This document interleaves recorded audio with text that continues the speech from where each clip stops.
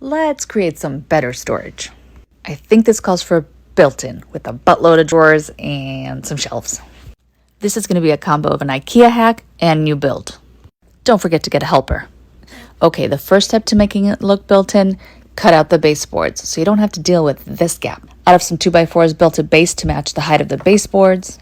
The great thing about the Nordli series at IKEA is you can stack them. They're made to be modular. I secured them to the studs and to each other, and no, I didn't put a bottom on it. That's where I keep all my secrets. I used cut list optimizer to use the plywood in the smartest way possible. And then there was a lot of cutting and sanding and cutting and sanding. I joined everything together with pocket holes with a Craig jig.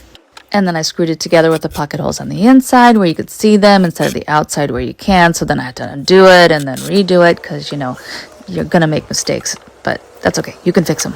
I primed everything in the middle of my kitchen, as you do. Used another one of them Craig jigs to drill the hinge holes. Now my goal was to trim it out with whatever scrap I had, which means sometimes it was a little bit wonky. But I made it work. I wanted to hide the cutouts on the drawers because I wanted to use pretty hardware.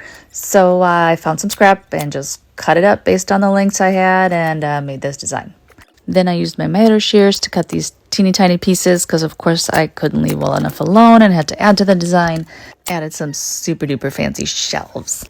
I used my trusty handy pail to paint the whole thing to match my color block walls. Here's that cute hardware. It's from Happy Home. Phew, that was a lot of work, but there she is. Functional, beautiful, but most important, full of color.